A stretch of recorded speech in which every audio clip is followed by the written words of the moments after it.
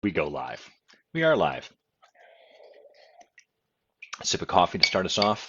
This is the We're in the pre-show, gang. Oh, I'm now live. Facebook's shouting at me. Take it easy, Facebook. Just cool your jets. Oh, and I love the still that is chosen for me. I'm told I have a very animated face, and what that means, what that translates to, just mute this, is that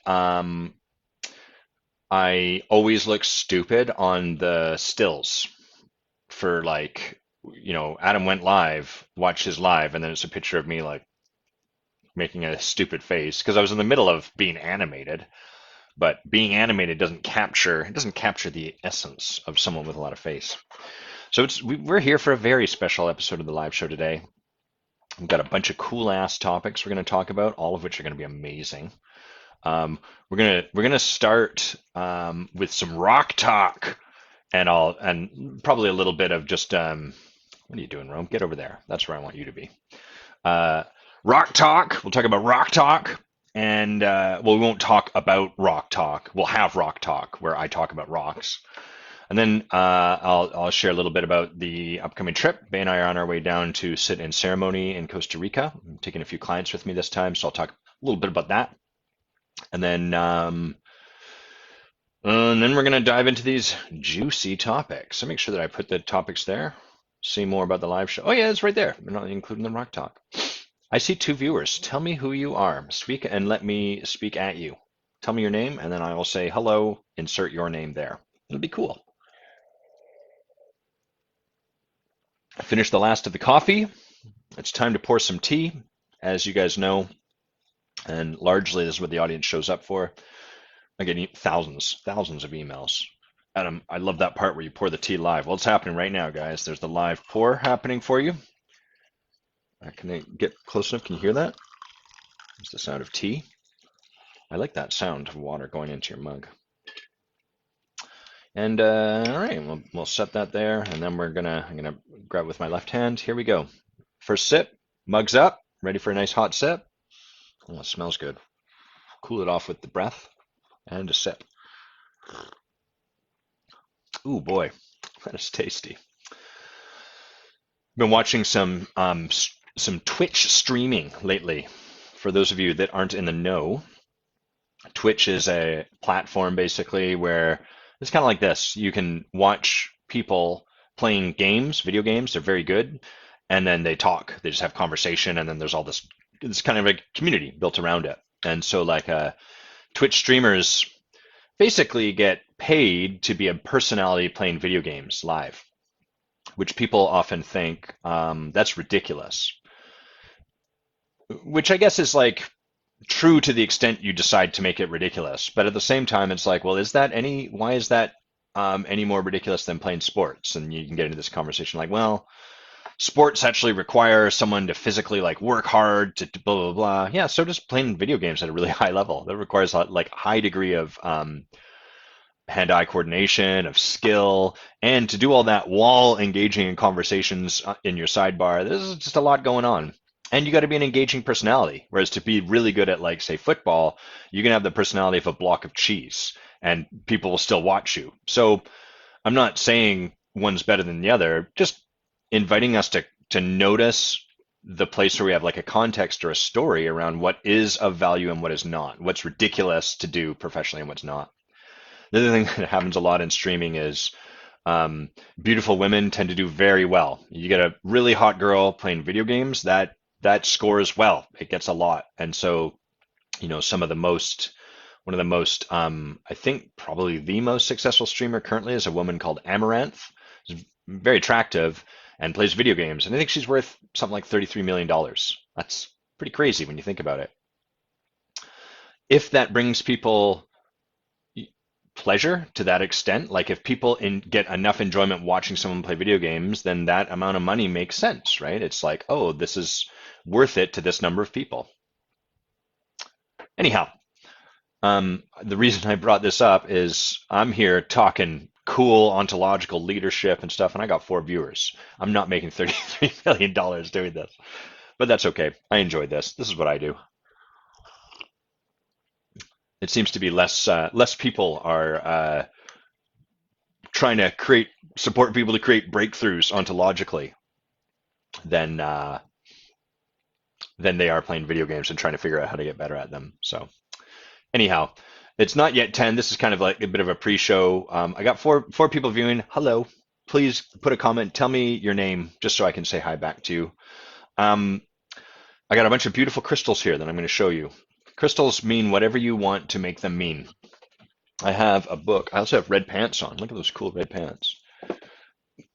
I think I've talked about this before on the show.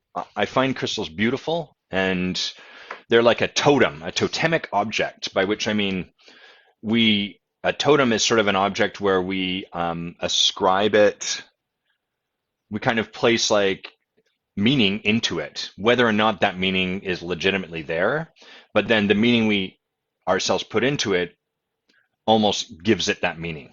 You know, if I bought this this used cricket ball at an antique store in Scotland, and so every time I look over at this cricket ball, hard things. Every time I look over, I think to myself like, oh man, what a cool trip, and it's sort of imbued with, you know, like going somewhere with my parents, and there's like a real specialness, and it feels nostalgic, and so anytime I look over and see this, that same thing comes through for me. I'm like, oh wow, that's really cool. So that's a bit of a totem. You know, it reminds me of my parents, the trip we took, renewing my vows with Bay, all of that sort of stuff. My hair's crazy today. What are you doing here? Get over. There we go. That's a bit better. And a bit of a Johnny Bravo thing kind of going on. So I'm going to show you these crystals, and you can say those are cool. You can say those are fucking stupid and bullshit, like my dad might say. He likes calling things bullshit. That's kind of his religion, you can almost say. And I'll read you some of them, the meanings behind them. I've got this neat little book. First of all, I love that this is square. That's just so pleasing to me, a little square. The Pocket Book of Stones, who they are and what they teach. Includes 47 new stones. So I like to look this up. I like to know, like, what have people, what meaning have they put? So the first one I'm going to show you is this beautiful piece of what's called Polychrome Jasper. First of all, that's super satisfying shape. It's like about the size of a billiard ball, and it feels really nice in the hand. And I like to hold this and like, you know, just it's smooth and soft and like nice to touch. So I like to run my hands around it.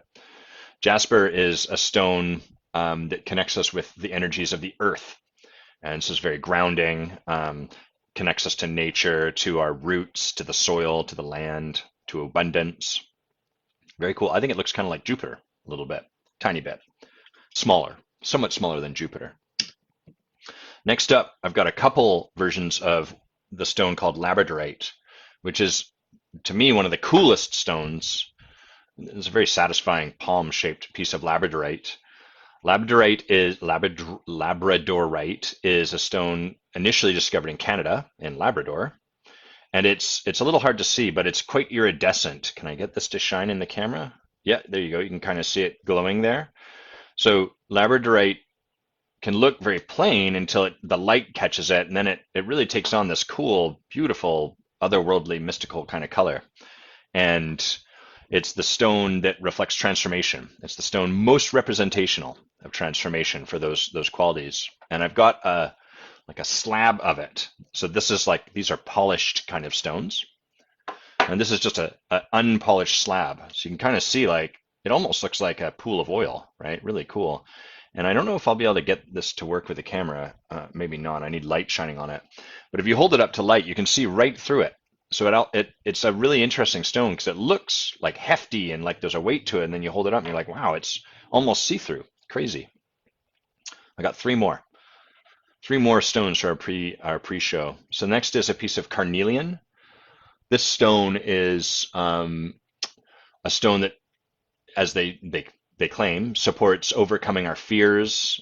Some of the books I've read say it helps us overcome fear of death, overcome the fear of whatever's stopping us, and to take the action we want. And this is called a sardonyx carnelian because you can see all that sort of overlapping the banding that's going on there. That's called that when carnelian does that, it's called sardonyx. Super cool piece. I like how it looks like a thumb too, or like a little slug. It's got little divots in it right here that are very pleasing to put my thumb on. Now we got the mamma jammas here. So we've got another piece of carnelian. This is carnelian in its natural state. And what I love about this one is it's kind of raw and rough, and then they've cut it smooth on two angles. So you can kind of see what it looks like on the inside. I mean, that's just a gorgeous stone, hey? That just sits on my desk over here. Kind of looking beautiful as heck, reminding me not to be afraid. And again, like one of the things I do and support my clients to do in our practice is every morning, one of the early practices we create is this clearing practice. And in a clearing practice, we get clear, like, what am I showing up with? What's the shitty stories that I just happened to start the day with? 10 viewers and no comment. Can someone say hi? Because I'm worried now that comments aren't coming through, that I'm not able to see them. I don't know. I'd just like anyone to say anything to me. Say, top of the morning, or Carnelian rules, or something like. I just want to see a single comment there to make sure that I've got comments on. So in the morning, we sit down and we clear. We get clear, like, what are the stories? I suck. I didn't do this, and that means I'm lazy and flaky and unreliable. I did do that. I said that thing to that person, and that means that I'm worthless. These are stories that most of the time we want to convince ourselves not to have them, and as a result, we stuff the story down. We deny its existence. But the story's there. And so before we can let something go, we actually have to let ourselves hold it. You can't let something go until you've got it in your hands. If I want to set this down, I have to be willing to hold it, look at it, recognize it, and set it down. So that's part of the practice. It's just recognizing these are the crappy stories that are just there. I woke up with. It's part of being a human. We've got some crappy stories. I'm going to take ownership of those. And then the second part of that exercise is to create what's called a stand. A stand is like, I'm not going to fix those crappy stories. If I'm telling myself I'm worthless, if that's part of the story, I'm not going to come up with a stand that's like, I'm totally of value, because that would be a fix for the crappy story. And if the crappy story is made up in the first place, creating a fix for it just makes this more real, right? Like if me being worthless is just a story, then there's no need to create a counter story, a fix for it. And every time we create a fix for something, we reinforce the thing that we're trying to fix. This is why affirmations, I think, are often detrimental, because people are using an affirmation to kind of try to fix this part about themselves that they believe is flawed, broken, wrecked, not good enough, et cetera, et cetera. And from there, their affirmations actually keep them in the cycle. It lends power to the story that they're a sack of garbage, bag of mayonnaise, whatever it is that they call themselves. So we're not creating a fix for any of that. We're creating a place to stand, a quality of being to come from this day, completely different from any of that other stuff. So if I'm like, I'm worthless, I'm pathetic, and I'm an asshole, if those are the three kind of things I notice are in my space, maybe I would create a stand that would be like connection. Does connection fix any of those things? Can I be worthless and still connect with people? Can those two things coexist? Sure. What about, can I be an asshole and still connect with people? Yeah, I might come across like an asshole if that story was true, but they can coexist. So connection is not fixing it. Whereas if I was like, I'm a great person, can I be an asshole and a great, they kind of fix one for the other. They self-annihilate. And then three, I can't remember what the third one was. Maybe it's selfish, we'll say. Can I connect with people while still being selfish? Yes. Okay, great. So connection is a place I can stand in. I can choose to come from throughout my day. It doesn't fix any of those things. And what that does is it lets us acknowledge the bad, negative, crappy stories we're holding in our being this day, but not choose to give them any power. We don't give them any power because we don't collapse into them, be like, fuck, I suck. And we also don't give them any power because we don't fix them. These things might be real, so I need to fix it.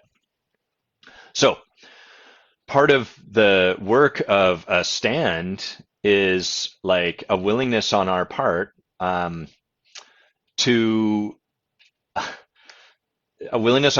like, oh, wow, I can see all the comments.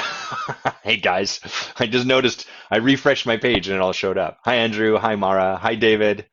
Hi, David, number 2. Hey, Brenda. It's great to see you guys. TGIF. David, is there still a delay between the video and the audio? There shouldn't be. I'm not sure why that would be. That's really odd. Let me know if that stays, if that persists, because that's obnoxious to watch. I know what that's like. It's like, it tweaks my head, so keep me informed. Let me know in like 3 minutes if that stays the same.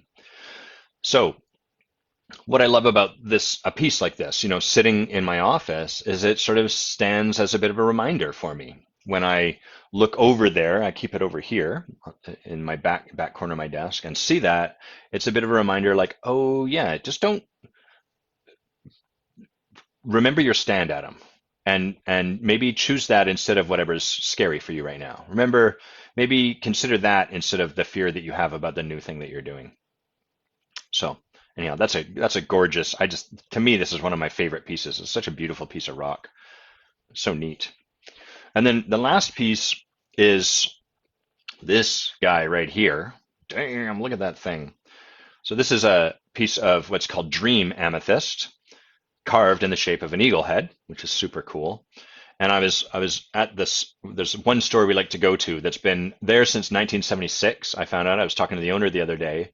He's a third generation owner, so his family's owned it for 3 generations, and they just love rocks. They're huge nerds by it.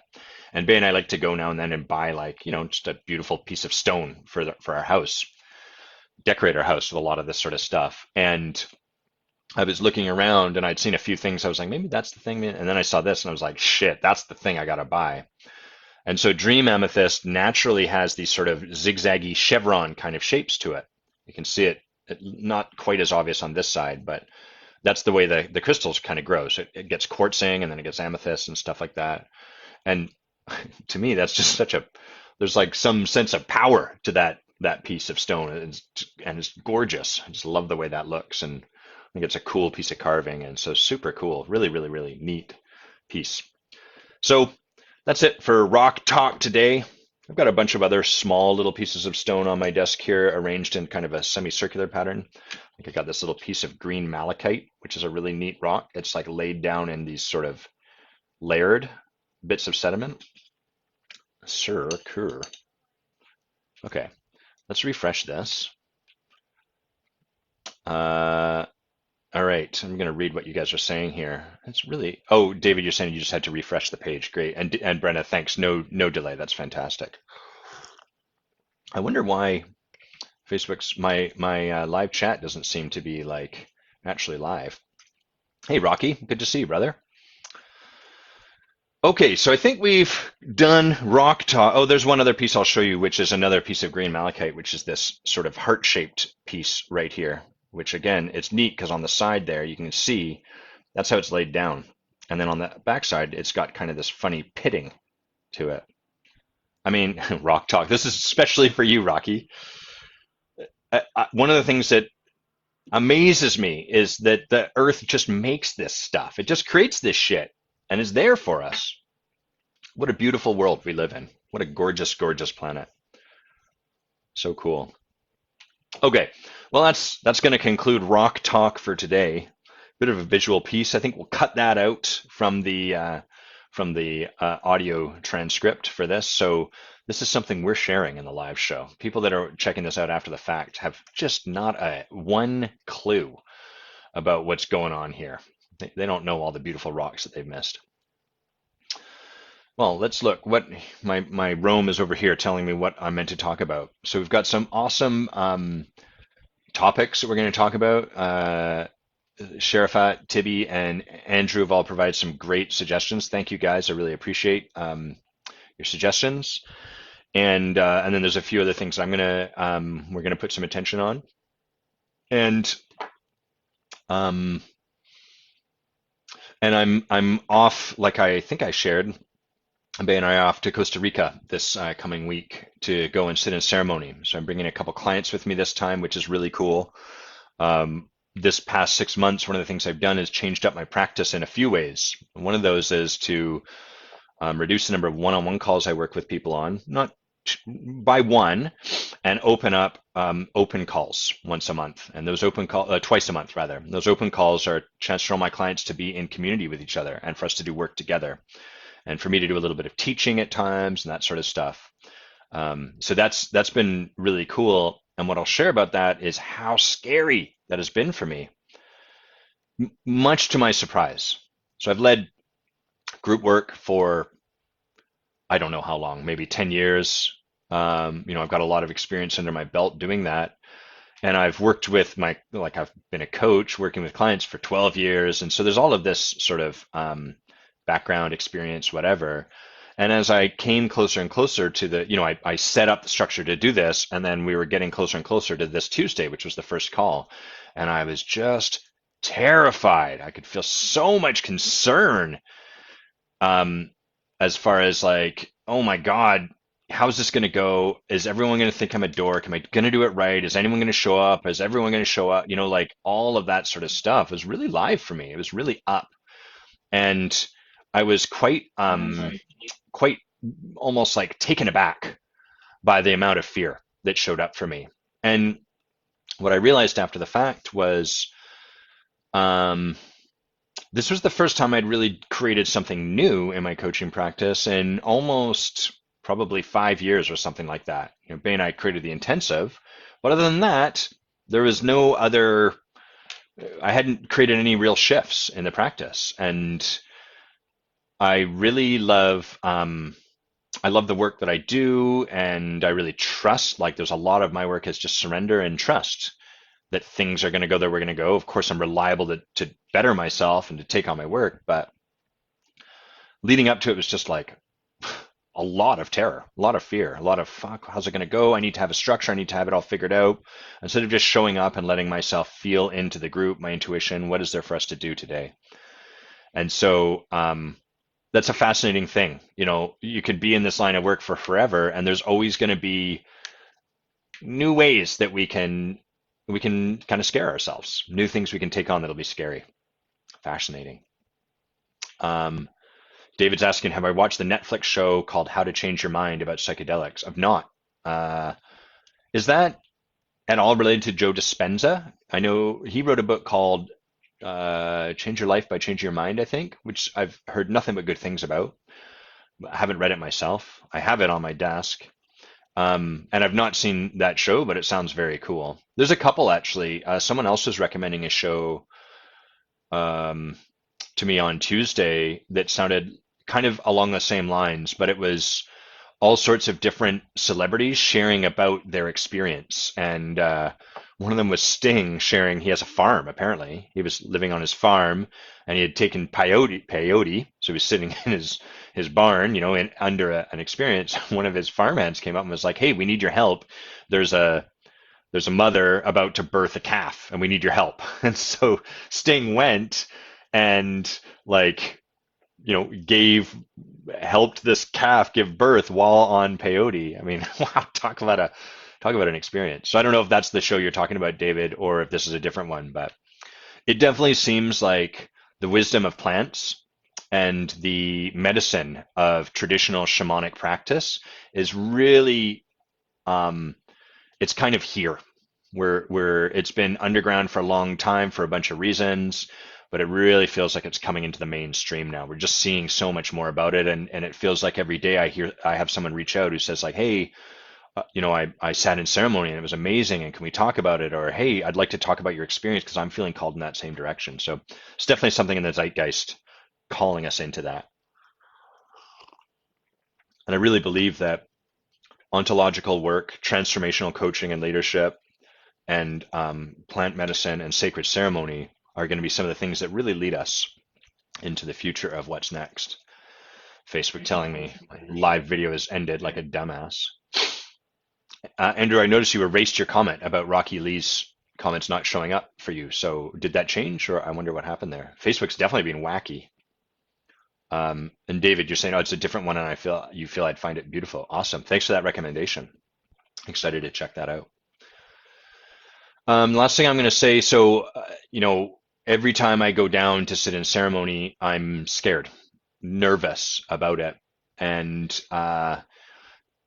the fear kind of, it's not the same fear each time, and yet at the same time it is. And so that fear is like, I'm stepping into the unknown. And the other thing that the reason to go and sit in ceremony is to discover your truth. Some people go to like make more money. That's fine, right? Whatever reason brings us to a coaching conversation or to ceremony is the perfect reason because it brought us to that. But it's not, it's not that you're not going to make more money, but the path to abundance is through our own truth. And the path, like the nature of finding our own truth is often like coming into confrontation with what we don't want to see, with what we've been hiding from ourselves and keeping from the light. And so the last time I was down, I had a really humbling experience. It was like beautiful, awesome. And I was like, oh my God, I can see a lot. And then towards the end, I kind of ended up seeing or being exposed or being given the gift of seeing a lot of the harm I'd caused from the innocent kind of stuff that I'd been hiding from myself, or I'd just not been able to see. I had a blind spot, and then I could kind of say like, oh my God, look at all the ways, even right here at this retreat that I'm at, that I've caused harm just by virtue of what I've been ignorant of. And the transformational path is one lit with forgiveness all along the way, but that doesn't mean forgiveness comes easily all the time. And I can be quite hard on myself and really like, I should know better. I should know better. I should have known better. How could you, Adam? How could you? And so it's been, that was really humbling. And the last 2 months have been a really humbling couple of months with a lot of like, uh, just required a lot of practicing forgiveness ongoingly. And I'm still kind of integrating that. So I'm going down in a day. Well, today we leave, and who knows what will be brought to me? What will that medicine show me this time? Part of what I'm bringing as my intention is, hey, I'd love some support integrating that further. I'd like to keep that going and integrate, and please help me forgive myself for everything that I've done. So that's coming up, and not next Friday, but the one after that, I'll have plenty to share, I'm sure. As will Bay, because she's coming down with me. And it's really exciting because this is the first time a lot of clients are coming down with me. So just the opportunity to get to be with them is going to be amazing. Mara, it'll be cool. You're coming with us, right? Like you're going to be down the same time we come, right? Yeah, Andrew, you're saying it seems like the comments aren't showing up live for you. And David, you're saying it seems over time I need to refresh this page because there's some delay. Yeah, same here. I have to refresh the page to get the comments, which is really stupid. And like, come on, Meta. You want us to call you Meta? Come on, Meta. Anyhow. Okay, well, let's talk about these cool comments, topics that you guys have brought generously. Wait, stop that. I have to keep muting it. So let's start with Sherifat's question. Sherifat writes, so there's this friend that I'm so attached to, and I don't like it because I always feel like I'm doing too much. I'm the only one that calls mostly and stuff like that, and it drains me. How do I go back to being me without doing too much? How do I go back to being me without doing too much? So, I'm going to first talk about this in the context of enrollment and like building relationship and creating clients and rapport with people. And then I'm going to come back specifically to what Sherifat's asked. So often when I'm supporting people in the practice of creating prosperity, the first stage of creating prosperity, like an abundance of demand for your work and whatever art you provide in the world, whether you're an author publishing stuff, whether you're a garbage man picking up garbage, whether you're an AC repairman repairing AC, whether you're a coach working with clients, whatever it is you have to offer into the world, the first step, hold on, I'm just going to turn off my radio or my stereo over here because it keeps, there we go. Every time I refresh the page, it pipes the volume through. That's kind of annoying. That should be solved now. So the first stage is to begin connecting with people and to put ourselves into relationship, to build relationship with people. And when people start to do that, they find themselves typically in one of two places. One is almost like apathetic resignation. The way that looks is like, it's a lot of work. I don't really like people that much. I don't really want to have to do anything like that. I'll just hire someone to do ads. I'm sort of giving you a gross simplification, but like that's kind of that idea. Like I don't want to have to go into the world and meet people and I hate networking. So I'll just not do that, and then I'll get an ad person. They'll bring me all the hot leads, or they'll make my art famous, or whatever. But it's just not really how the world works. Because even if someone comes to you through an ad, what the lubrication of everything in society, like our whole society and everything atop that, is built upon connection. It all grows from connection. And if you try to do the ad approach, you can kind of build something on that, but it only works as long as you're pumping more money into that. It doesn't create a self-sustaining thing. And so it has a half-life. It is like an ongoing expense, and it's most people find it fairly dissatisfying. There's a better way, ultimately, is what I'm saying. And the better way is in connection. So there's that resigned apathy is one side of the fence.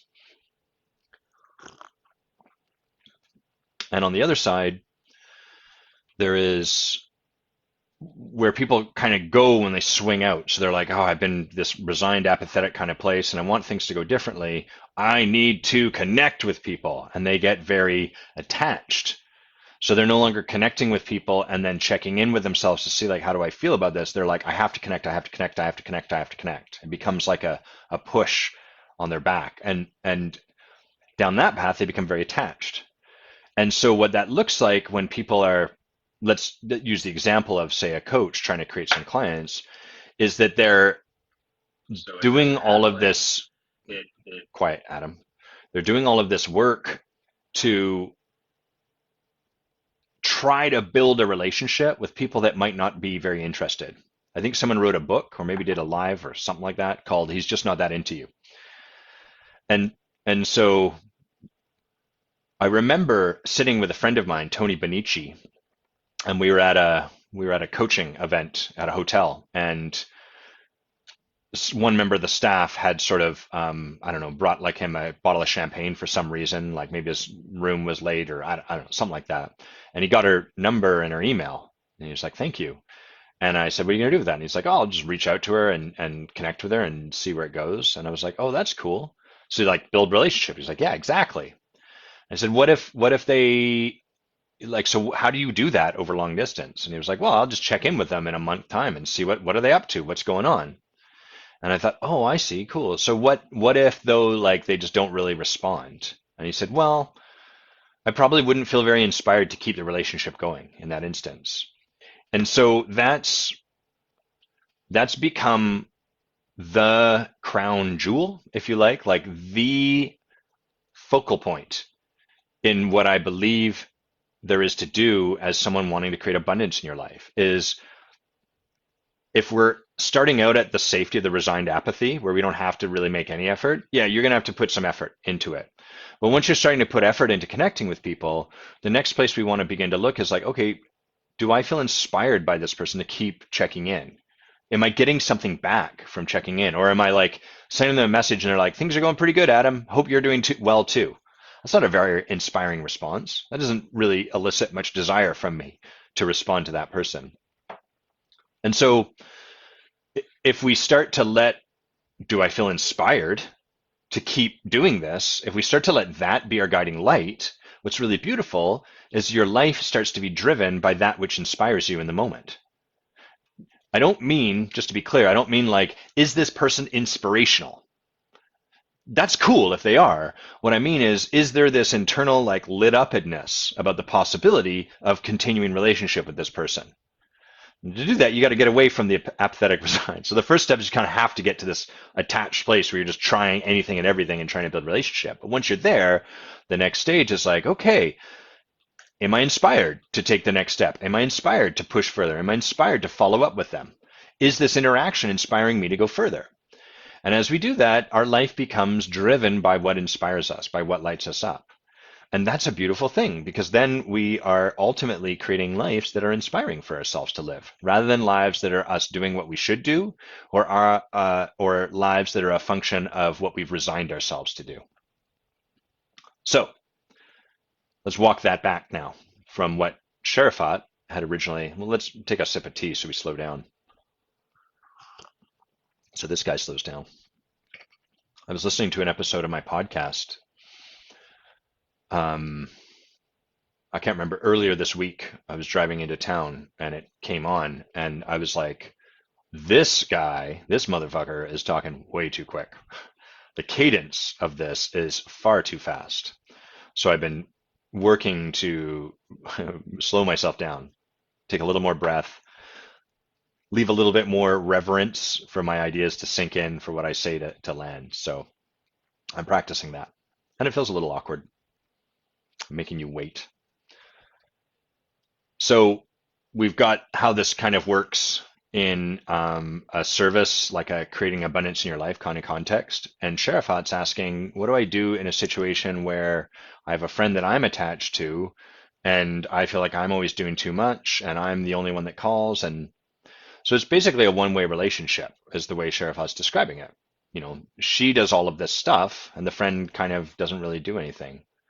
So there's a couple kind of things that we can do in those situations. The first is to always come back to that question. Am I inspired to do more here? Or is it my fear driving my behavior? That discernment can be really valuable for ourselves. Inspiration and fear, doing that which is inspiring can bring fear with it. But are you doing it out of a reaction to fear? Or are you doing it in service of going towards your inspiration and there's fear along that path? Am I doing something in reaction to my fear? I'm afraid if I don't keep in relationship with this person, I'll be a bad friend. I'm afraid if I don't keep in relationship with this person, they'll stop hanging out with me, and then I won't get to be cool, whatever that is. So that's like an action taken from a reaction to the fear, as opposed to I'm really inspired to reach out to this person, and it's a little scary for me because they're kind of intimidating. They're inspiring for me, but I want to reach out to them, even though it's a bit scary to do so. So fear is present in both of those situations, but one is where fear is what is driving the behavior. The other is where inspiration is what's driving your behavior, and fear shows up along the way. That's a important point of discerntion. So I'm just sitting with that. So I think that's a valuable place to start asking yourself, Sharafat, you know, what is it that's driving me to connect with this person? Is it that I'm really inspired to do so? Or is it that I'm afraid of something? And if it's that you're afraid of something, what is that? I notice when I feel a relationship is kind of one way, I tend to become less and less inspired to stay in it. So there was this person that I'd connected with randomly, and he seemed cool, and we were like, let's get together, and we got together for coffee, and he talked the whole, like I said, maybe 4 words. There's not a lot that I said. I was like, okay, cool. And then and he was like, we should totally do this again sometime. And I was like, okay, yeah, sure. Maybe what needed to happen, like maybe who this person needed me to be in this moment was just a listening space, someone just sitting there listening. And so this time we went for a meal, and again, he just talked the whole time and didn't ask me anything about myself. And look, nothing wrong with that, right? This isn't to criticize him, but where I was left, he was like, when are we going to hang out again? And I was like, I don't know, let's touch base. And I was like, that relationship fell away because it wasn't a particularly inspiring experience for me to just sit and listen to someone tell me about themselves. It became very boring. I lost interest in that. And so at that point, it became very easy to just sort of like find other things, like just there never was time for us to get together because I was no longer really interested in making time. I was choosing to spend time with him rather than to do something else. And it wasn't that there was something wrong with him. It was just that the experience that he created with me was not one that inspired me to go further. And so again, that doesn't make him wrong, right? It's not like you're a boring person. It's just like, yeah, the interaction we were having, it doesn't inspire me to keep doing this. So I let that lead me. That always is the guiding point for like, what do I go towards? So it might be a good place to look, Sharafat. I've refreshed this page. I've muted my computer, so I don't have to keep muting the video. Andrew's saying, I really appreciate you bringing this into the conversation. I've been guided by inspiration in terms of connection, and I've found that for the most part is a one-way street at this point. It's great to be brought back to the aspect of inspiration and that the person on the other side needs to put in effort as well. Uh-huh.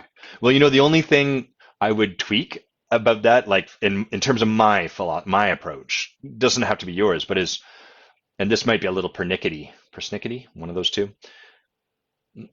The other person doesn't need to do anything. It's totally fine however they show up. I notice when people show up into a conversation and then look to me to do all the generating, I don't find that particularly inspiring.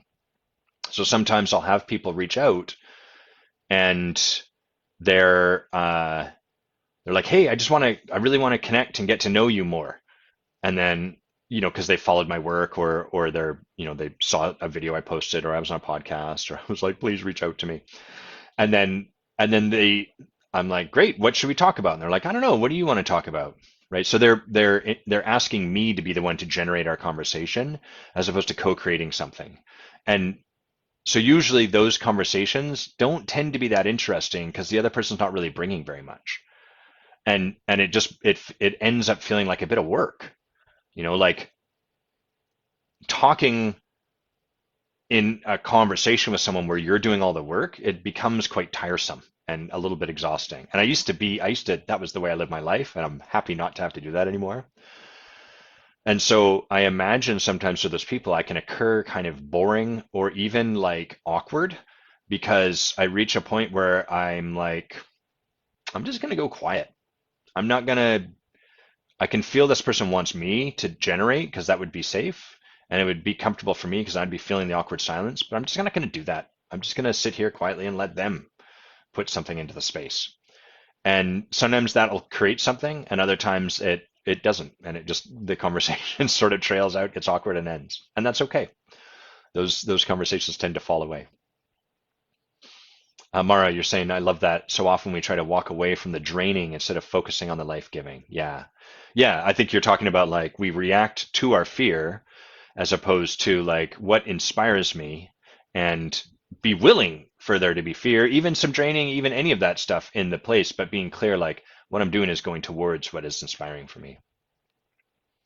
And David, you're saying I'm at this point where after getting attached and creating an abundance of connection and conversation, I'm feeling called to check into how I feel and trust in that wisdom, trusting in my own inspiration and the kind of relationships I want to build with others. Oh, brother. Yeah, that's an incredibly powerful, lovely, wonderful way to live our life. Hi, Carol. Nice to see you. The greatest indicator is how you feel after interacting with a person. Yeah, what does your intuition tell you? Andrew saying in quotes, hello, would you like to know anything about me? Hello. To be fair, I was this person too. There was a period early on in coaching where I was reading books. I'd read a book I was really inspired by, and then I'd just reach out to the author and be like, hey, you're awesome. Can we talk? And sometimes I got on a call with Michael Neal and was like, I didn't have anything. He was like, so what should we use our time for? And I'm like, I don't know. What do you have any advice for me? Which is asking someone to generate, right? You're putting a little bit in there, but it's like, I don't know, figure out where I'm at, tell me what to do, And so this isn't a thing of judgment. It's more like a milestone along the way of becoming more artful in our connection with people. Okay, well, we crushed that. That topic has been done and put to bed. Hey, Rebecca, nice to see you. Rebecca is saying, I like how relationships can be based on how it inspires you rather than making it mean anything more than just that. Yeah, me too. Just, the idea like as a possibility for us to live into in our lives, like a possibility to hold and to work on with our coach is sort of like, I'd like to live a life guided by my inspiration. And then great, what would my relationships look like if that was the case? What would my work look like if that was the case? What would my relationship with my partner look like if that was the case? These can be powerful ways for us to look at our lives and to create goals. And it can be a really powerful place for us to use to guide us in the moment. There's so many different places we can choose from in our life. The vast majority of our life is chosen from like fear in the sense like in a reaction to. I don't like that feeling. I feel stupid. I don't like feeling stupid. I'm going to choose away from that feeling, which is ultimately like I'm afraid to feel stupid. Because if being stupid didn't have any significance, you're just like, I'm a dumbass. I just like went to drink tea and spilled it all over my chest. That was dumb. I'm dumb. I'm stupid. If I don't make any meaning about that, that doesn't have to guide my life anymore. I don't have to make any choice from that place. And yet most of the time our life is about like, how do I construct my life so as to avoid the experiences I don't want to have to feel? So that's kind of like we're creating a life that is about a freedom from something rather than a freedom towards something, freedom to. Andrew, you're saying that was in reference that thing you said, hello, what would you like me to know or to know about me? It was in reference to the individual that I was in conversation with who talked about himself. So, yeah, that'd be a thought that would come. Yeah, yeah. Is there anything you're curious about over here? Or are we just on this? We're here to talk about you? Okay. And Andrew's further saying, I think one of the greatest gifts of getting involved in coaching has been the ability to just be with so many different personalities and see their inner qualities. I think that's been one of my favorite parts of all of it. Me too. That's the single greatest gift. And it's like the heart and soul of this work. If we can see you can almost say like the hero, the magic, the wonder, the essence, the beauty, the light that exists inside each person, your experience of life changes radically and people's experience of being with you changes radically. And as you get more and more artful in seeing that and then speaking that and listening to that, listening to people as that, speaking to people as the gift they are, seeing people as the gift they are, relating to yourself as the gift you are, as we become more artful in that, all of the rest of the stuff takes care of itself. It's not that there's not things to learn, techniques, skills as a coach or a leader or whatever, but all of it sits atop that foundation. Sort of like having legs that work is not all you need to do to win a marathon.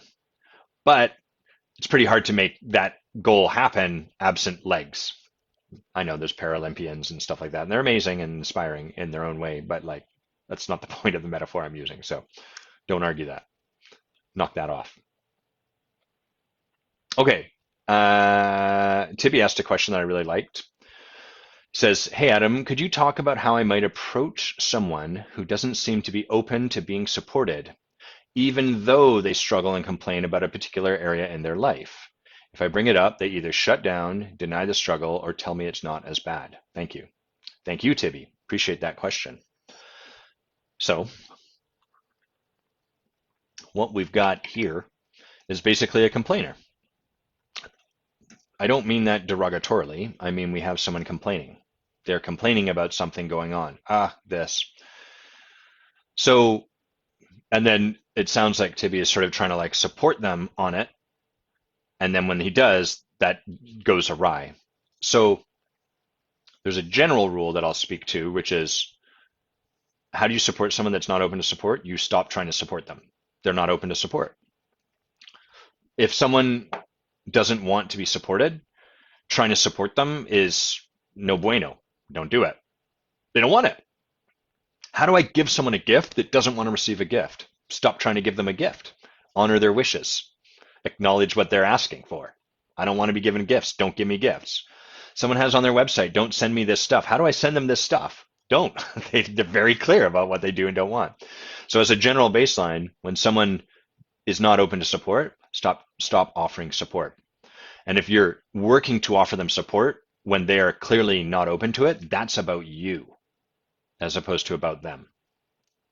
So that's the general rule.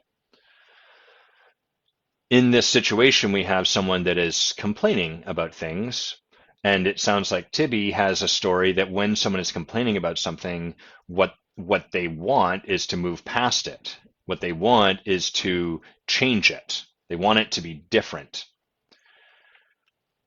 That would be your stuff, Tibby. That's your context for what a complaint means.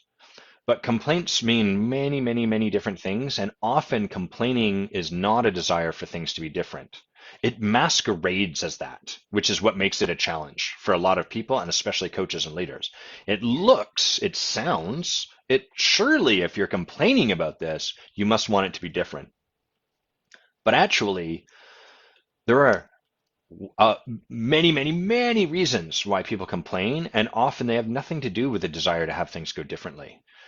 what, like, here's a few. So one is like complaint allows us to kind of stay exactly where we are while almost like fantasizing, or like kind of, it allows us to stay in our victimhood, but at the same time, like, it's wrong that this is happening, but I don't have to do anything about it because I'm complaining. Like, there's this sort of like safety to a complaint. Um, Complaint allows us sometimes to connect.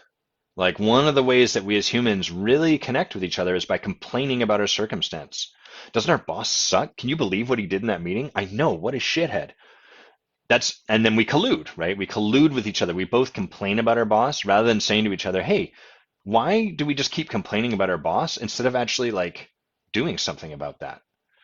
So often, while complaint masquerades as a desire for things to be different, it's actually quite the opposite. It's almost like a convenience. It allows me to talk as if I want things to be different, while who I'm being is actually, I'm actually committed to staying right here because I'm not doing anything to change it. I'm not making it go any differently. I'm just complaining.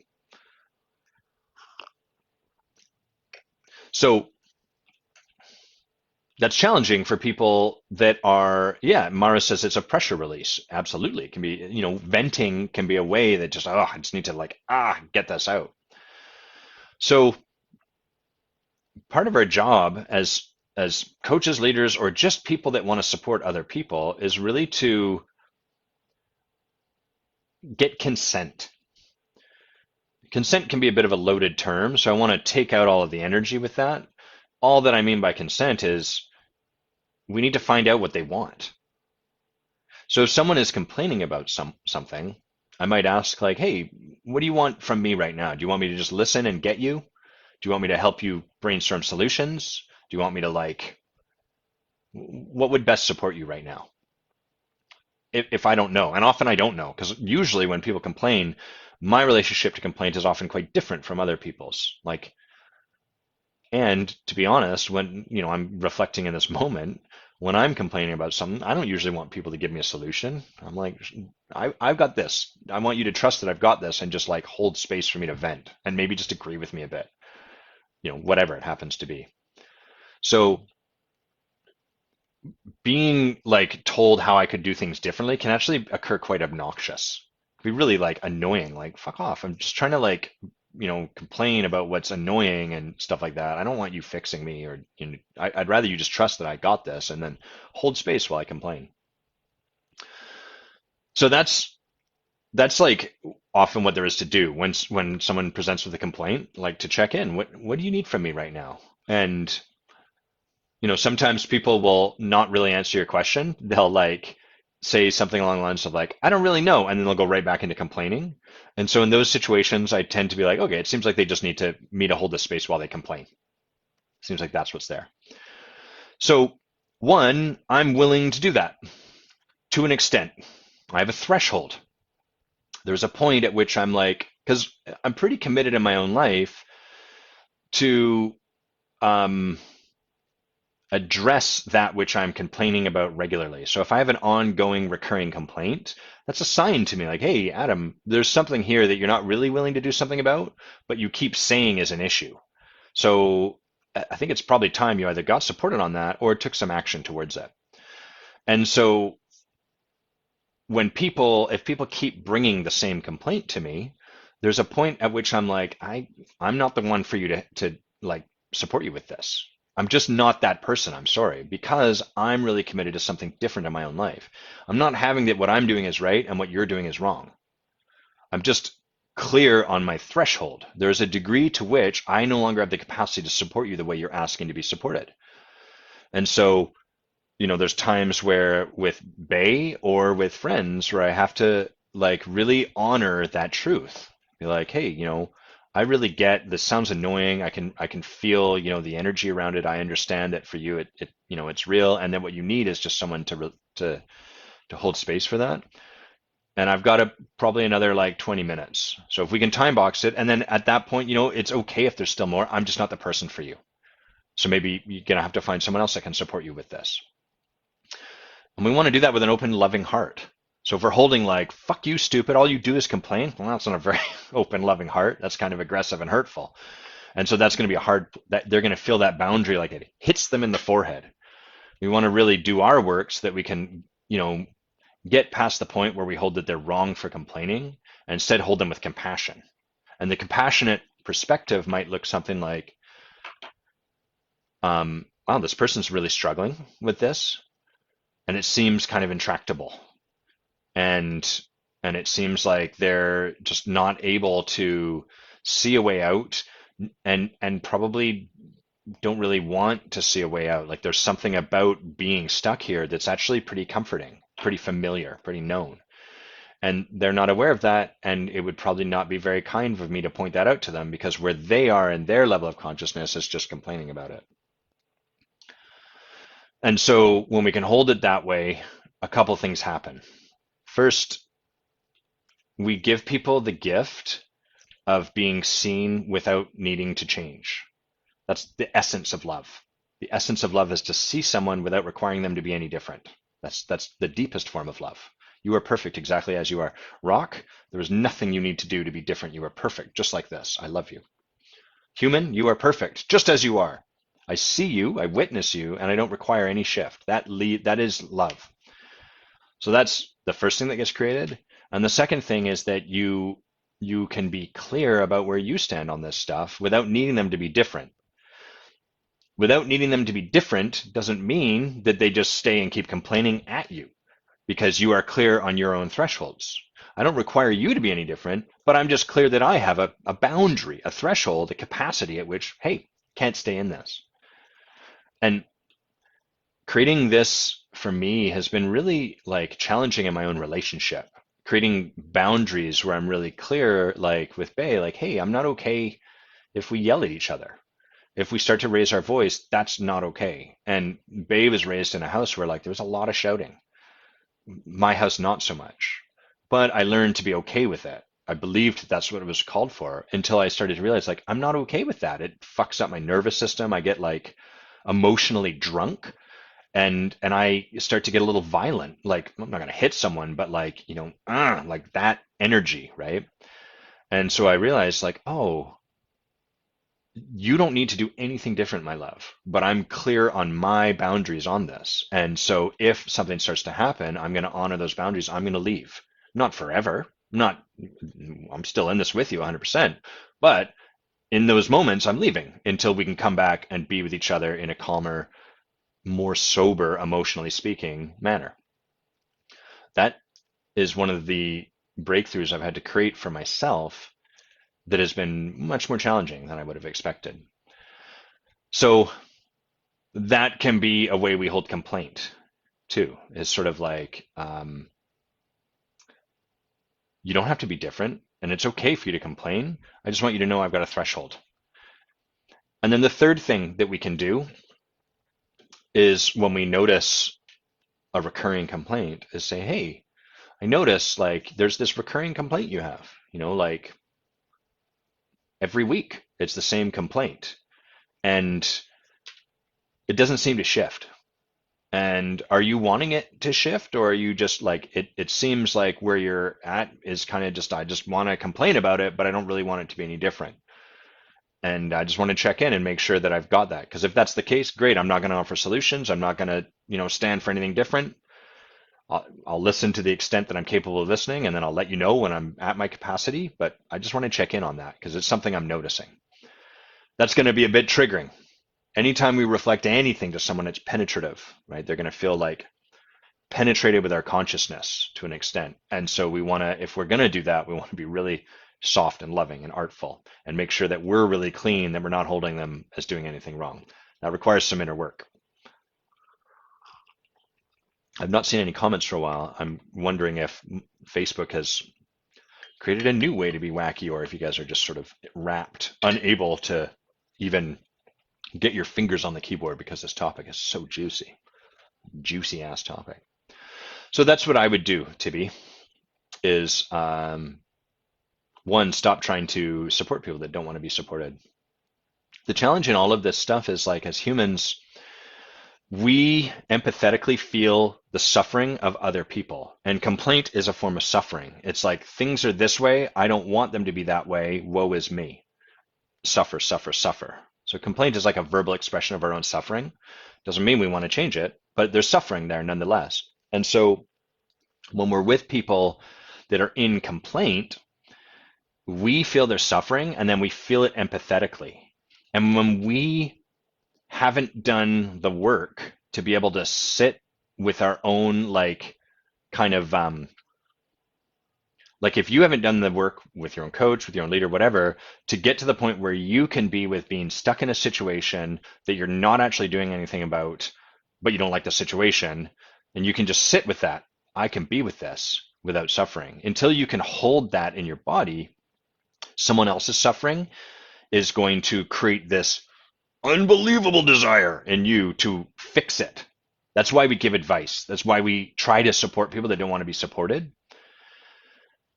is because we are unable to be with their suffering. And so our need to support them is actually about alleviating the suffering we are feeling empathetically through them. This is why coaching and transformational leadership are such challenging jobs, because we think, oh, I'm really helpful. I help people. I support them. I move them from here to there. They stop suffering. That's not your work. Your work is to get to the point where you can be with however someone's showing up without needing them to be any different. And that requires a lot of sitting with people as they struggle and suffer. And sometimes blame you for their struggle and their suffering.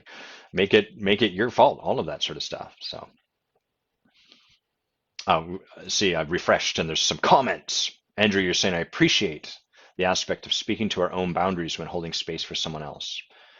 It always felt to me that it was either you didn't do it or you commit to it fully to resolution. The idea of giving someone a time limit really seems valuable. Yeah, having a capacity.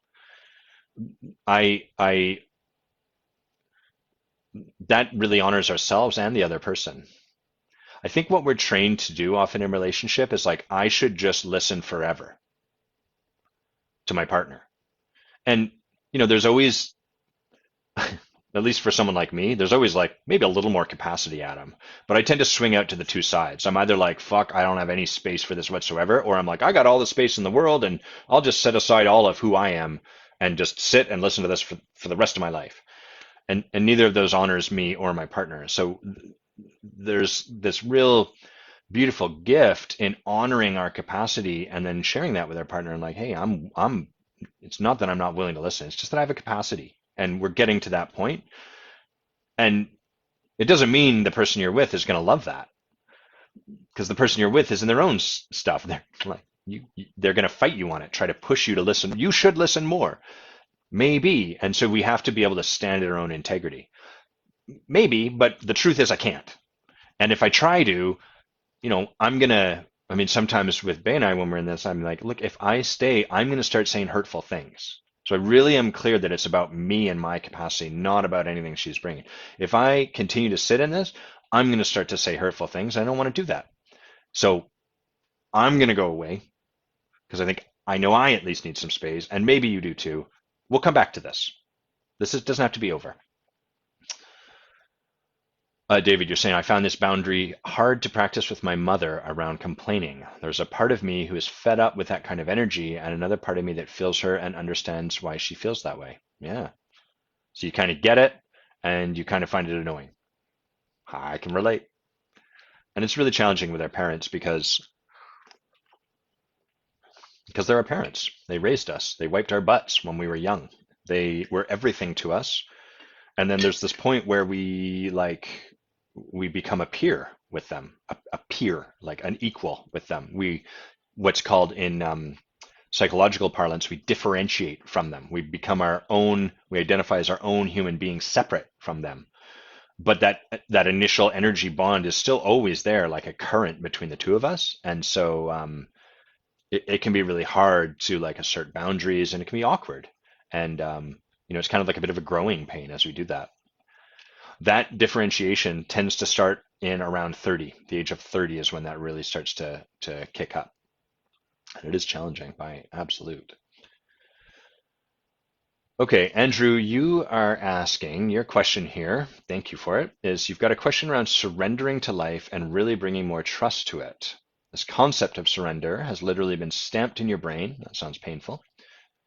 And while I've made a lot of positive steps towards surrendering to life, there's a real part of me that has resistance towards it. I'd love to have a discussion around bringing more trust into life and being in flow with it. Yeah. I'd love to hear, if you're willing to share here, where you notice, like specifically, where you notice yourself in resistance to surrendering, so that we have something to look at and talk about beyond the concept. Um, we can talk about surrender as a concept in general, but it's a bit tricky because it's sort of like someone saying, I want to be more open to life. How do I be more open to life? The way that we become more open, or the way we practice being more open, the way we practice surrendering more, is we notice the places where we are closed. We notice the places where we are resistant. And in those moments, those places, to the extent we can see them, because it's tough, we practice letting go of our resistance and opening a little bit more. Conceptually, that's so simple and intellectually obvious that it's sort of like, Adam's not saying anything. No shit, Sherlock. But that's the nature of when we look at this stuff conceptually, because conceptually it just exists as an intellectual idea. Oh, I know I don't have to let fear stop me. Great. You've solved the riddle of fear. Conceptually, you know you don't have to let fear stop you. But then, of course, in the moment, on the edge, when fear is showing up, all of that goes out the window. And where you're left with is, I'm afraid. And my fear is telling me to do all of this other stuff. And, that's kind of how it goes. So we really need specifics, because that gives us a richer place to look. This will segue into talking about conceptual goals versus ones that cause transformation. But the essence of surrender really is just what I've described. It's to notice the first step is to notice when we're closed or resistant. And that's not easy to do. We're often unaware of our closure, unaware of our resistance to the moment. Often requires someone to support us to sort of point out to it, because it gets to the point where it becomes so automatic. We operate over top of it. We no longer see it's the water we swim in. You can't see water. It permeates everything. And so the first step to like deepening our surrender is to notice where we're in resistance to something. Someone says something, we're like, I'm closed to that. I don't like that. Oh, okay, here's an opportunity. So everything begins from awareness. It doesn't end with awareness, but it starts. If we can become aware, we can start to like, oh, I'm resistant in this moment. And then the next stage, the easiest place to begin practicing is by opening our breath up. So we start physiologically, because that's the simplest and also kind of like the foundational piece. Your breath is reflective of kind of everything that's going on. If your breath is deep and your stomach and like your viscera, the muscles here are soft and open and relaxed, then your thinking will become softer and more open and more relaxed. And your body, your holistic body, will become softer and more open and more relaxed. And as your thinking becomes softer and more open and more relaxed, so too that'll feed back into your breathing. So the whole body, the holistic energetic being, if you like, is one big feedback loop. And the cool thing about that is you can address it at any point and it'll feed into all the other points. I can start to soften my thinking, and then that will relax my breathing. The thing is that trying to operate at the level of our thinking, our brain is so fast twitch, it moves so quick, and we can get lost in thoughts so easily that it can be tough to anchor yourself there. And that's why the breath is a really good place to come to when you're practicing surrender, because it's a nice anchor. And so noticing our resistance, if we can only put attention on, can I deepen my breath in this moment? Can I open my chest? Can I open and soften my stomach? Is a great way to begin surrendering. And that will start your process. And if that's all you did, every time you noticed your resistance showing up, if all you did was put attention on your breathing and softening it, you will start to discover a greater level of surrender becomes available to you. Now, you've written an answer here, so let's have a look at what you wrote. You say, areas where I've developed this surrender and trust is in, say, the flow of a coaching conversation, the progression of my marriage. The places where I close off, will I be financially okay? Will my business continue to provide into the future? Will I be able to provide for my family? So tell me what your resistance looks like and what you imagine surrendering looks like around those topics. Like, what does it look like to be, I know you've got a question, but what is it you're resisting? Because we don't really resist a question, right? And what is it you want to surrender to? Because we don't really surrender to a question. We resist or surrender to a response, an answer to a question, as opposed to the question itself. There's not much to resist in a question unless we're just like, I'm not even going to consider, fuck you, I'm not going to consider the question, but it doesn't sound like that's where you're at.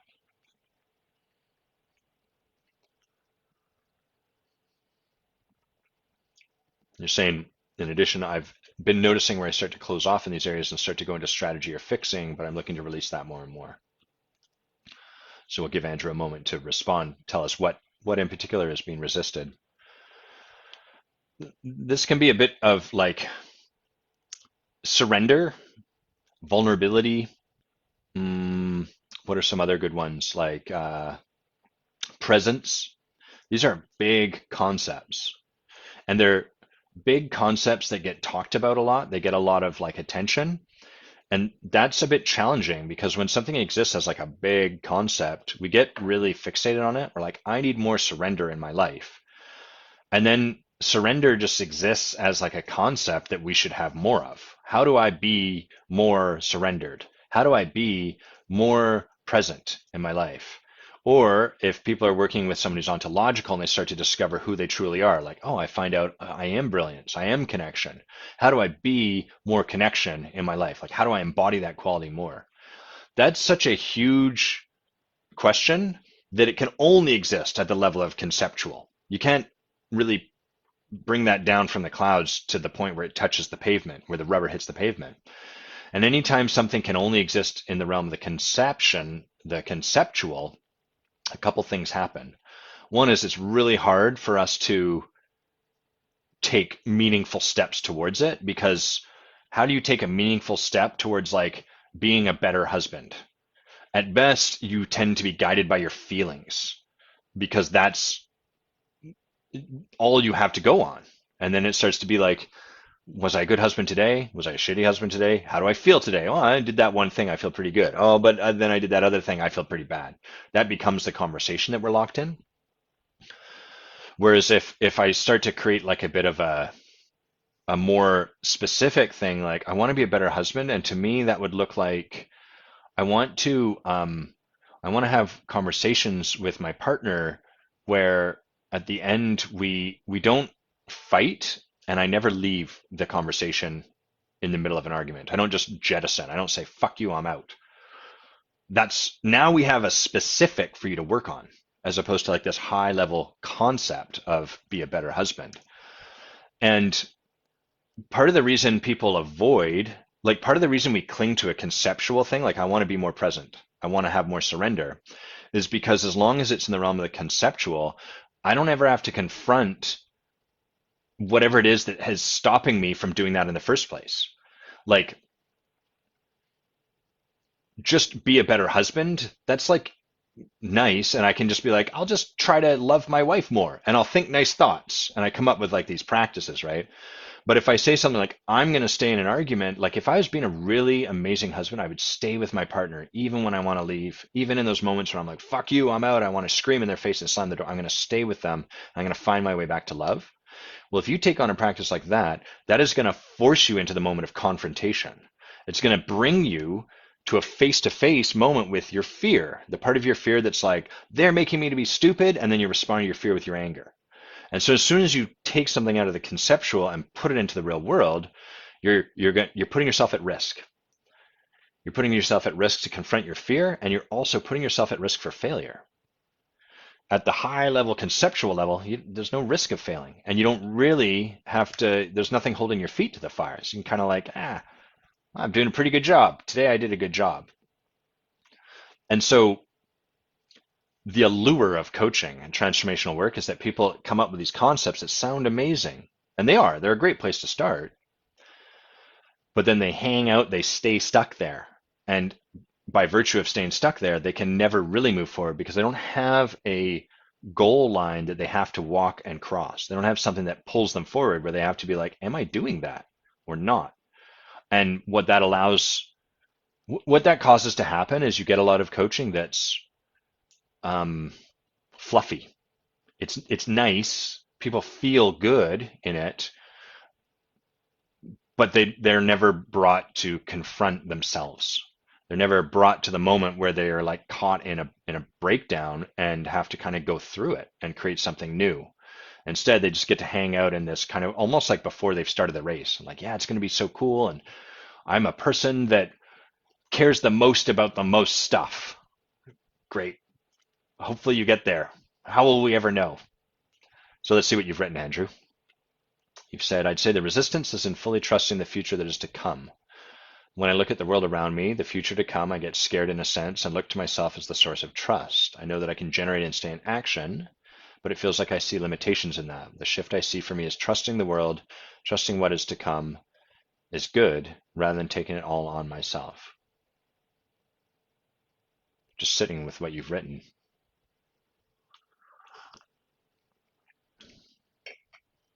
So it almost occurs to me like what you're calling resistance is more just like when you practice trusting something, you have fear show up, and it's hard for you to be with that fear. And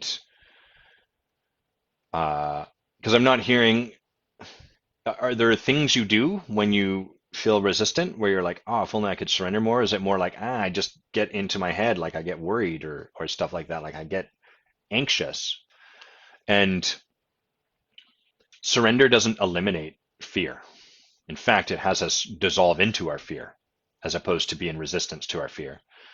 Um, and I guess, I do think always the breath is such a good place to come back to. Like when people have a lot of anxiety, the kind of fun irony of what people do with anxiety is they try to they try to overcome their anxiety with more thinking. So like, I'm really afraid this is going to happen. And then the next level is like, well, I don't need to be afraid. And here are all the reasons I don't actually need to be afraid by that. That's more thinking. And so that's just like the next level of anxiety. Anxiety is using thought to try to overcome fear, to try to eliminate fear so we don't have to be with our fear. And so that doesn't work, which is why the breath is such a powerful tool because it takes us out of our thinking. It stops us engaging in our thinking.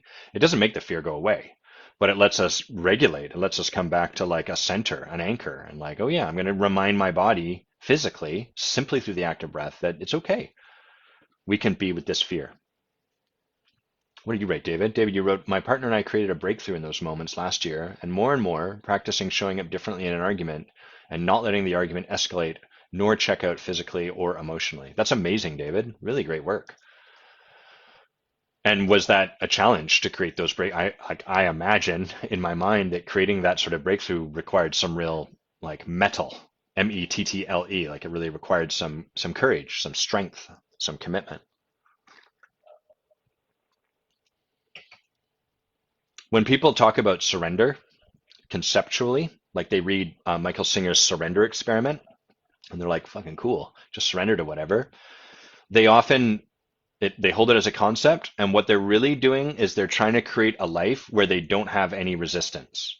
I just surrender to whatever. That's not always what happens, but it's often how people mistakenly apply Michael Singer's approach.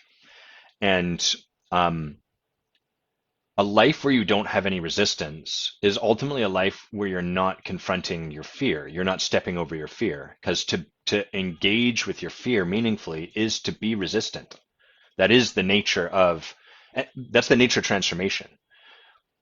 If I only go to the places where there's no resistance, what I'm going to end up getting is like a life inside of the world I already know, the world I'm not resistant to. And what we're resistant to is that which is unknown, that which we can't control, that which we haven't yet figured out how to be with. And so that kind of surrender, it's very romantic. It's very alluring and seductive because it's like, oh, I wouldn't have to feel confronted. I wouldn't have to feel fear. I would just like surrender to everything the world puts in front of me, and all of these riches and abundance will come to me. Because Michael Singer did quite well for himself. What gets stepped over in his book is how he is actively co-creating in his life and choosing into stuff that he had resistance to. So it wasn't just like, oh, it's so good. I just surrender to everything and I'm not creating any goals. He'd create goals. He'd go after them, notice his resistance as it showed up, and then practice surrendering to it. The last thing I'll say on this piece is, I was just checking to see if Andrew had written more. What was the last thing I was going to say on this piece?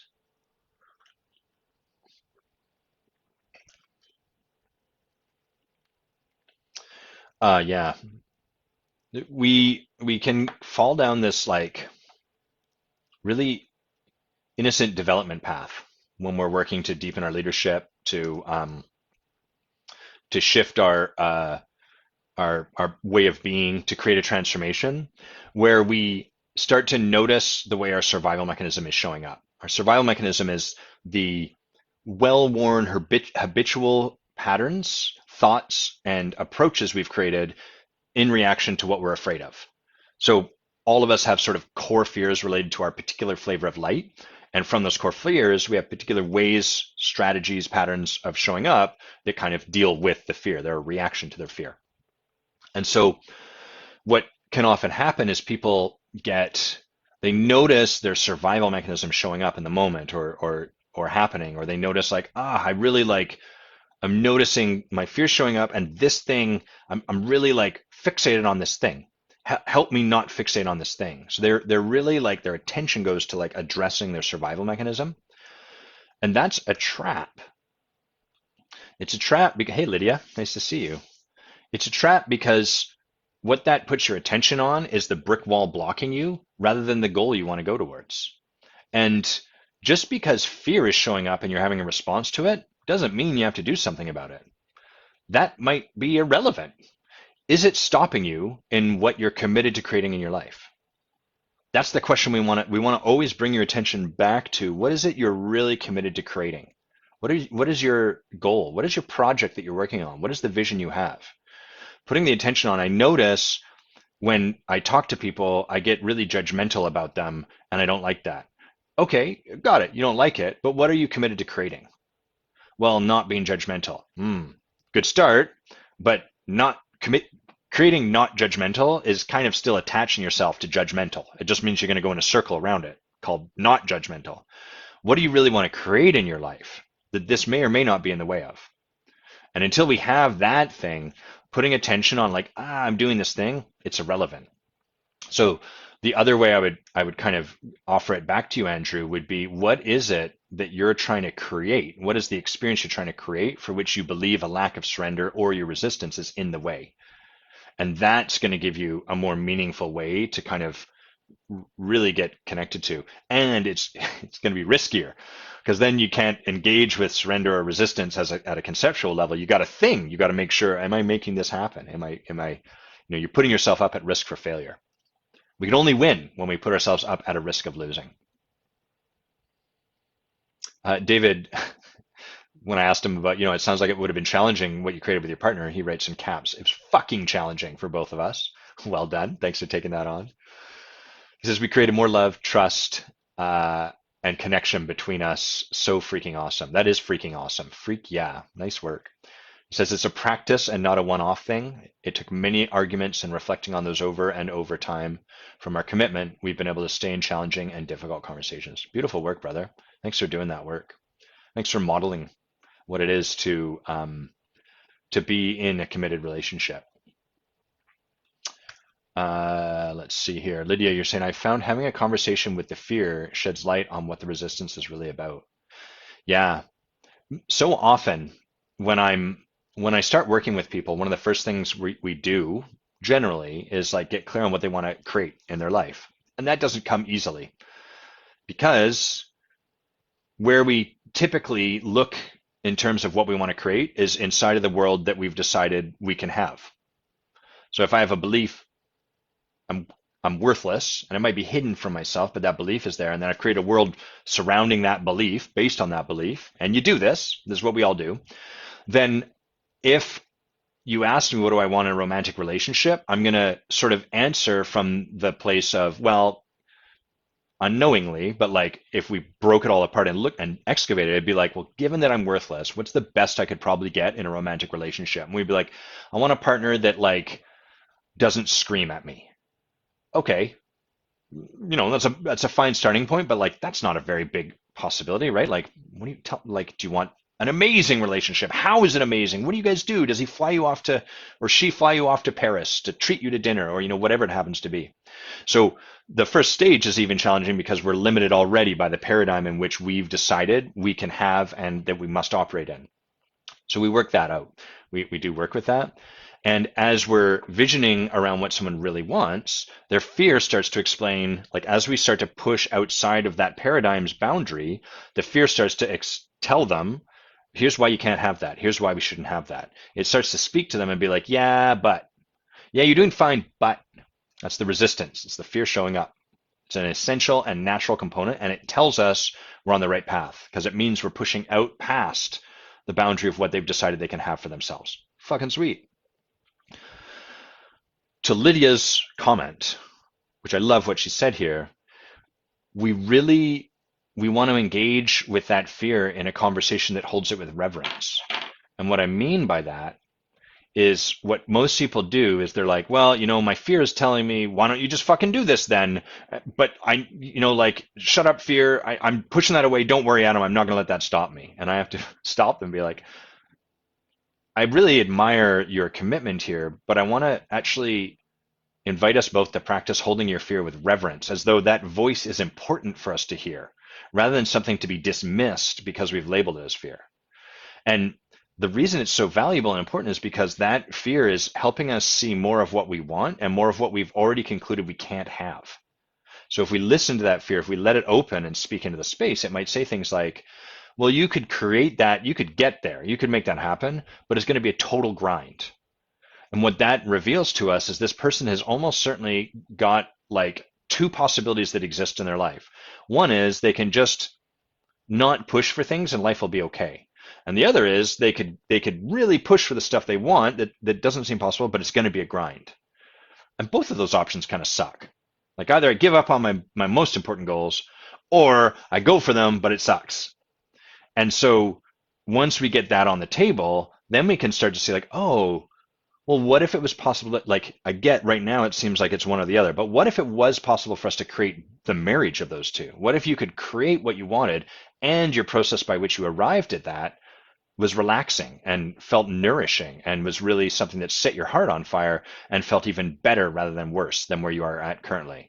Is that part of what you want? And so that really helps us see like the vision that they want outside of their current paradigm, plus the process by which they want to experience life as they get there. So we have to give it, the fear brought us there. It gave us that because of it's like, yeah, but what about? So we really do want to give voice to our fear. It's such a valuable tool on this journey.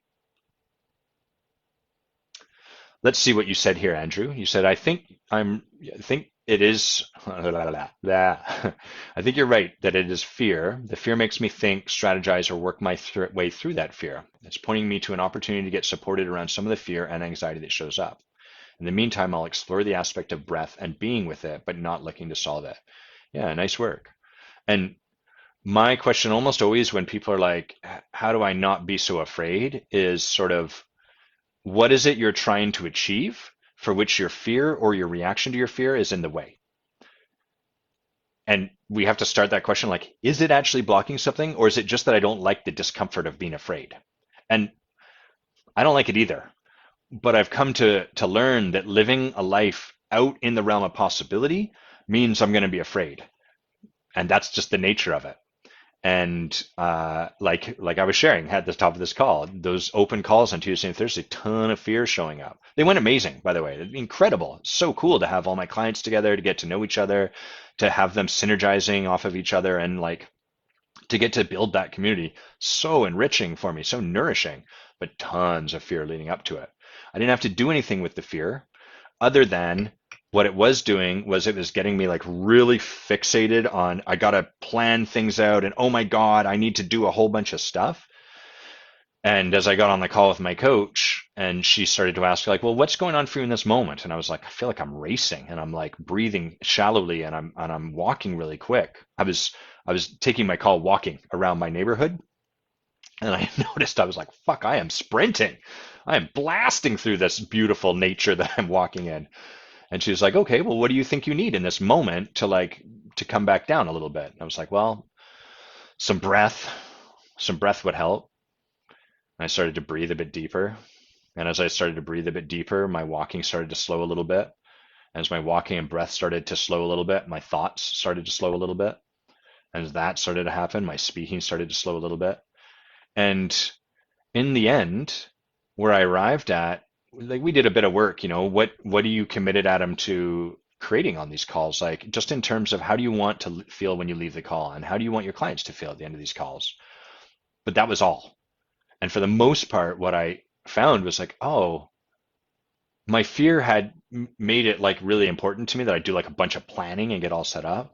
But as I slowed down and grounded myself and just didn't let myself be swept away in the fear, as I anchored myself back in my body and created some stillness, it's like, oh, there's really not a lot that I have to do.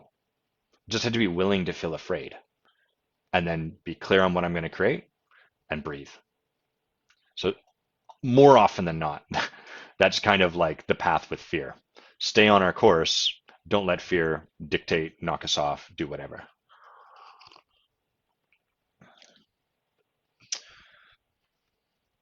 Hmm. Things that are a good idea to do. That's my last subject, last topic for today.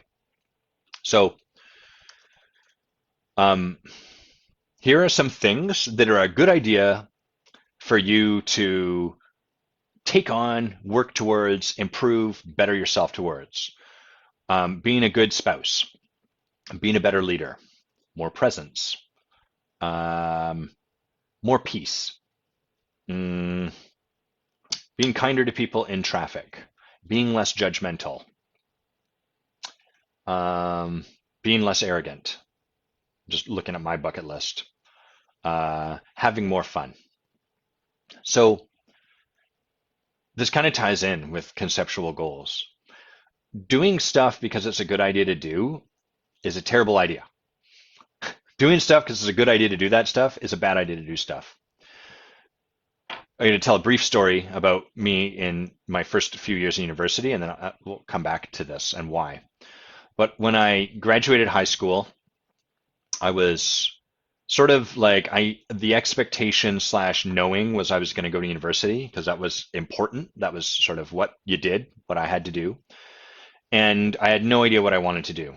Not a clue. I knew I loved playing video games. I liked smoking pot. I liked playing like role-playing games, and I didn't have any other ideas. And so what as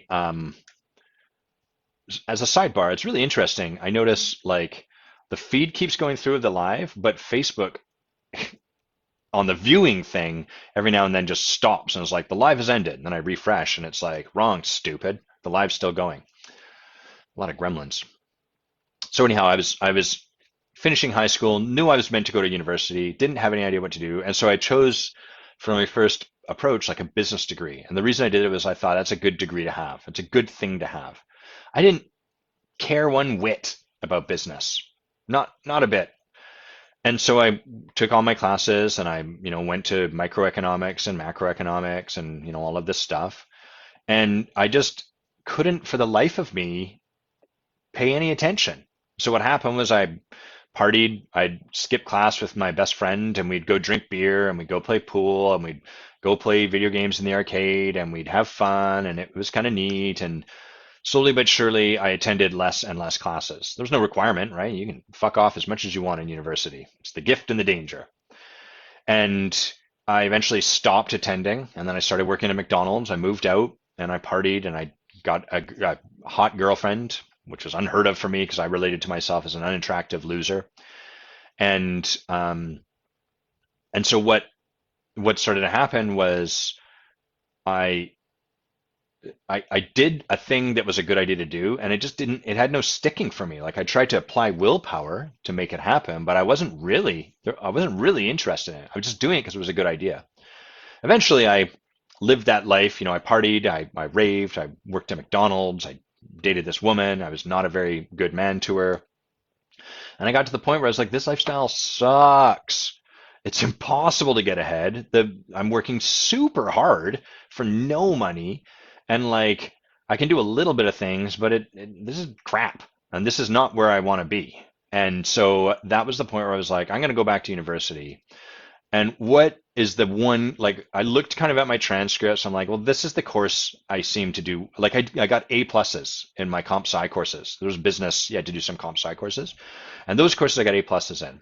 And I was like, well, I kind of liked those. Those were fun. So let's try that. And I went back and I did the first year of comp sci and I crushed it. And I crushed it because it's fascinating. I really love computers, and I thought like I found programming really, really interesting, and I'd always enjoyed it. And so that was the point where I chose to do something because I enjoyed it. I was intrigued by it rather than because it was a good idea to do. So good ideas to do are like what they ultimately are is an intellectual version. It's a secret code word for this is something I should do. I should do this because it's a good idea to do it. Not because, oh my God, I love this so much, or because I really am interested in this. It's because it's a good idea for me to do it. And here's a few other really classic ones, like I should exercise. It's a good thing to be healthy. I should eat right because it's a good idea to be healthy. Those are good ideas, right? We know that. It's hammered into our heads constantly. I always see on Facebook the new trend seems to be like they divide it's like whatever the thing they're selling, keto eating for, and then it's like ages 20 to 30, 30 to 40, 50 to 60, 60 to 70 or whatever. Most recently I saw one that was like shredded dude 20 to 30, shredded dude 30 to 40, 40 to 50. For some reason there was like a fat body, and then 50 to 60 shredded dude again. And I was like, these must be getting created by algorithms, I assume. And it's why did they what happened to this guy's part of his life? The 40s and 50s were rough to him, or he was just tired of trying to do something. It was a good idea. I don't know. Anyhow, anytime we're trying to take on a diet, we're trying to do something because it's a good idea to do it, that is us doing something not tuned into our natural innate desire and innate wisdom and intuitive sense. It's us trying to do something because intellectually we feel we should do it. And anytime you do stuff from that place, it's got a half-life. Your capacity to keep at it will diminish over time because all you are really working on is you're not working with desire, you're working with an intellectual should. An intellectual should you will do precisely as long as is required to like, let me see if I can get this right. When you're doing something because you should, the motivation you are working with is like kind of the how bad or guilty you feel for not doing it. And that has to be greater than the discomfort caused by what you're doing. So like if eating based on a diet, like keto, for example, is sort of like, ugh, I don't like this, but I'm doing it because I want that positive goal and it's a good idea.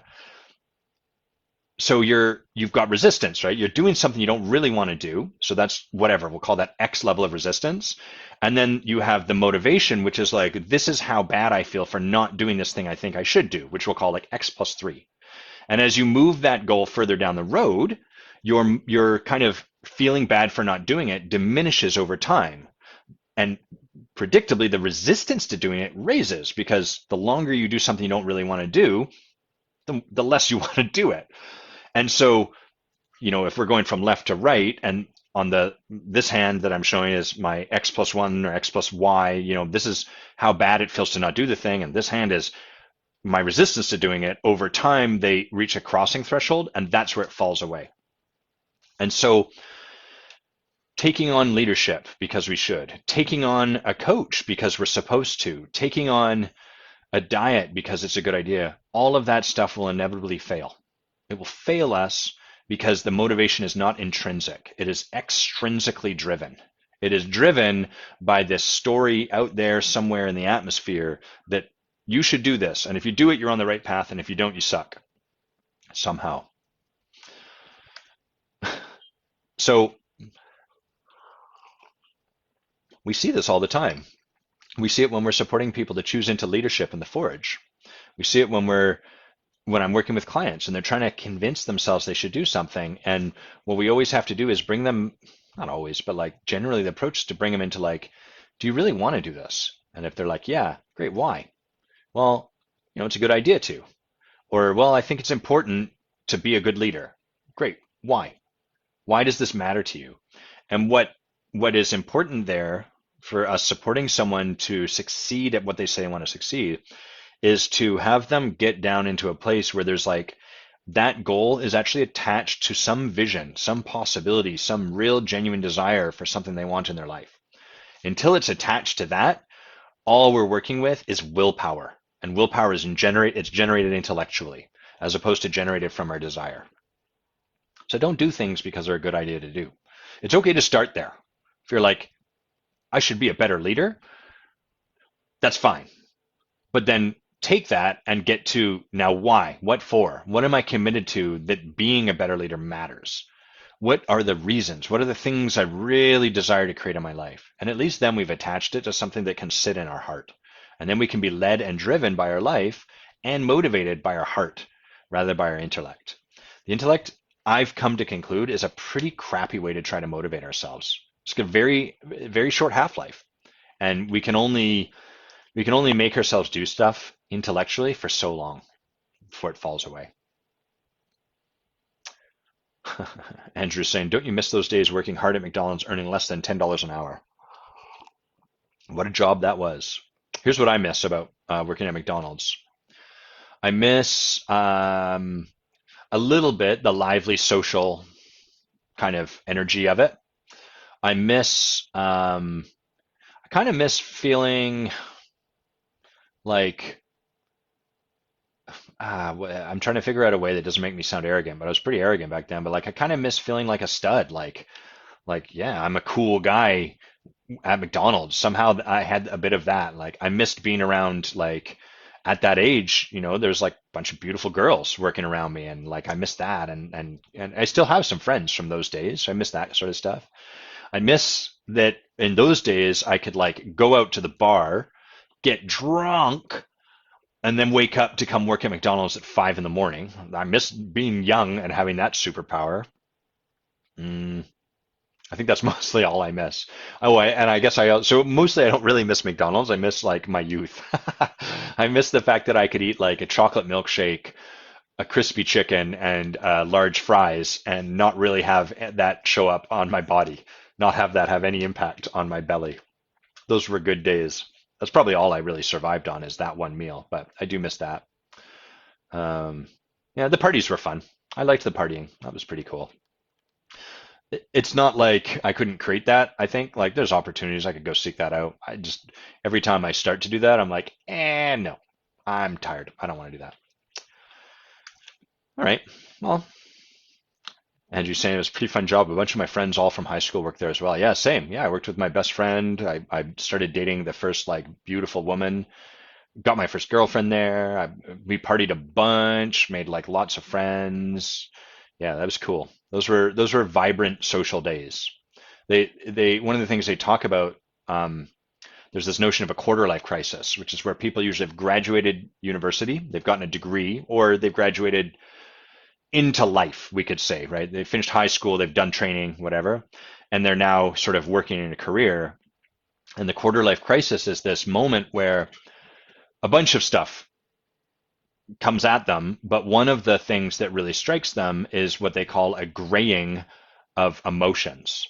And that happens where people leave university, training, post-secondary education, whatever, and find themselves in a professional workplace where there's less social sparks and interactions and drama too. And you're holding yourself more professional and there's less energy, and that can be very stark for people leaving university or training or school of any sort, because school and university can be very like there's a lot of connectivity, there's a lot of fun, there's partying, there's just a lot of that, and then to go and get into a job, suddenly you're like, oh, my evenings are a lot more quiet. And so they call that the graying of emotions, which I think is an amazing term, and I use that with my people a lot, because what my people find is on the predictable path, they get more and more efficient. The way you get more and more efficient is you listen less and less to your heart and more operate from your intellect. It's very efficient. That's why a robot's efficient. A robot doesn't say, how do I feel about this? It's on the assembly line doing the same job time and again. It has no, this is boring. Why don't I get, none of that. So there's no heart, just intellect. Robot's like an entirely intellect-driven device, you could argue. It's the optimal efficiency. And so my people become more and more efficient and less connected to their heart. And there's this interesting place they reach, like the inflection point where they could start to embrace transformational work, where what happens is they notice this. They're like, huh, I seem to be feeling like they experience a graying of their emotions. And if you keep on that path, they become their life becomes very emotionless. And they get a lot of results. They create a lot of fulfillment. Sorry, not fulfillment. They create a lot of like beauty around them. A lot of, wow, look at all the stuff you have. And they're disconnected from it. And they're like, why do I feel so unfulfilled? Or at least they would say that if they felt anything. And so the inflection point that these people reach, it's where they sort of get to a point where they're like, I notice that I feel really disconnected from my heart, and they don't even feel something about that. They think that's probably a bad thing. So at this point in their lives, their heart they don't even hear the voice of their heart. It has to speak to them through their intellect. And so the way it occurs to them is like, I'm worried that the path I'm on is kind of dangerous. But at the same time, why bother? Why bother opening my heart up? And so that's how it sounds for them. That's a challenging place for them to choose into something different, because something different is going to be not so efficient. All right. I've settled on a launch date for Who Do You Think You Are. I'm going to announce this to everyone that's been generous enough to volunteer support. I'm going to show the book again because it's fun. It's fun to show this book here. Wha-bam! There's the hardcover. So this launch date, I should probably look, shouldn't I? I know I've got it over here. Who the heck do you think you are? Launch date will be. Didn't I put this somewhere? Didn't I put it in my to-do? Did I put it in the meetings? Meetings. Is this where it is? Oh boy. Here it is. Who do you think you are? Check-in. That was that day. And if I click on the meeting, oh no, maybe I don't have it. Maybe I didn't do it. Well, I've got a rough date, which is, I'm pretty sure it's September 12th is when we launch. So right after, we're going to go after Labor Day so that people aren't, on holiday. They're not sort of doing summer stuff, so people will be home. So that's when it's launching. If you haven't already and you would like to be one of the people that support me by buying a Kindle edition of this book on the launch date, it's got to be on the launch date. That's what I need, is not a day after, a day before, but on that launch date, September 12th. If you're willing to be one of those people, I would love the support. Send me a message, let me know. And as a thank you, you just had to buy it for 99 cents. It'll be drastically reduced in price. I'll send you a paper book, not the hardcover, but a paperback version of the book for free. And the hardcover will be available for purchase on that day too. So if you want to be one of those people, I'd love to hear from you. And finally, we've got, it's looking like about 4 available seats for the Forge right now. So if you'd like to join us this year for our program, The Forge, where we develop coaching and leadership in a transformational way, let us know. Send me an email, send me a message, write a comment. I want to talk about The Forge. It's going to be amazing and incredible and life-changing, and we'd love to have you with us. Do one final refresh. That is that, as they say. Final sip together, mugs up. Cheers. I hope you guys have an amazing weekend, an amazing week, and an amazing following weekend, and I'll catch you all in 2 weeks. Take care. Talk soon.